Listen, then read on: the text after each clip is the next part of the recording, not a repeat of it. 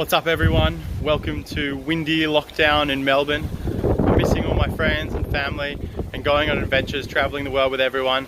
So instead I'm just going to have to share my latest adventure virtually with you all. It's verge side collection in my street this week and everyone's throwing out all the stuff they don't need anymore, which unfortunately ends up in the tip.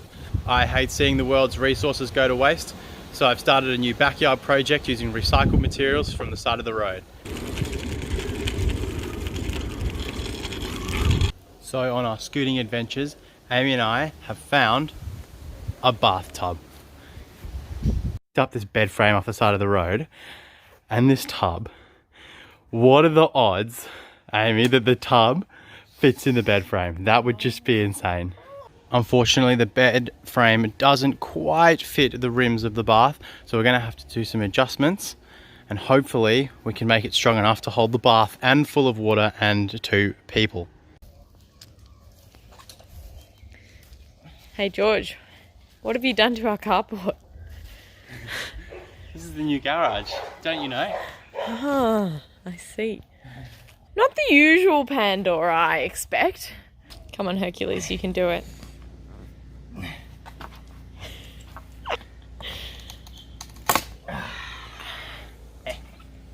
We also found these other bed frames from a larger bed. Beautiful varnished pine by the looks of things. I've just chopped notches in the end so that we can fit it onto the single bed frame. Just notches in there like that. And the other end, just like that. The only problem with this is very bendy. Oh no! George forgot that side's not reinforced. And I'm not sure that it's going to take the weight of the bath. So we might have to do some supports here. These bed slats should make great supports. Beautiful pine, incredible what people throw out. If this stamp is right, it looks like this piece of wood was manufactured on the 24th of June 2010, which means it's only 10 years old. It sucks to think that wood only lasts 10 years, and I'm very happy to be putting it to use again.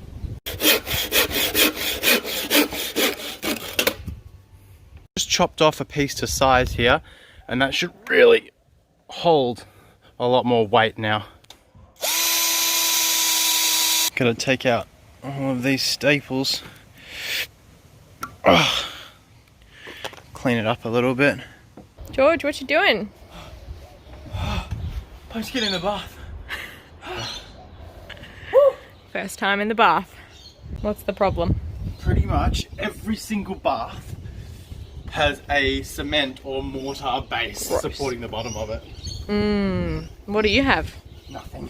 I've designed these little supports that slot right on top of the bottom of the bed frame here, that then sit on these big timber planks that run all the way along, that will hopefully support the bottom of the bath enough to distribute the weight along the whole base of the fiberglass so that we don't make a hole in the bottom. Just drilling the holes into the top of these so I can screw them all in. Now the bottom of the bath is just supported by 2 thick planks, just like that. All right, we are all done. It's getting dark.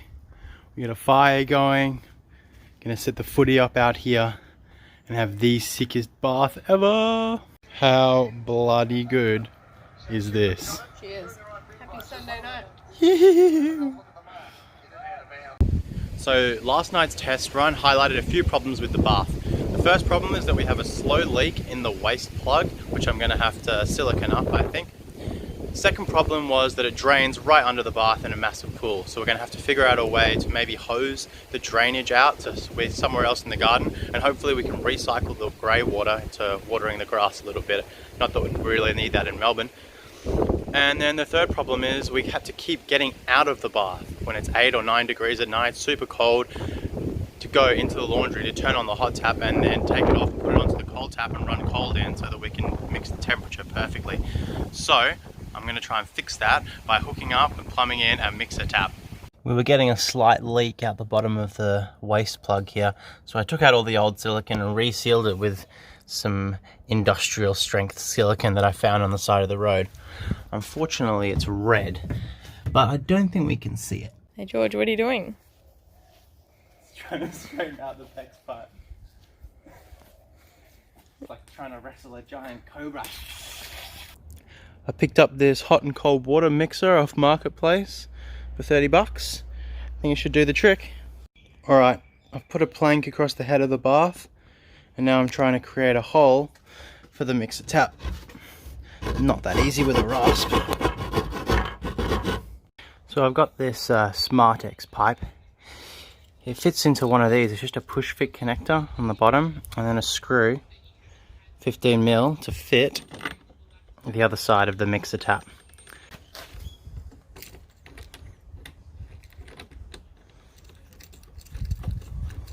So that connects to the cold mixer just like that. And the PEX pipe is a push to fit.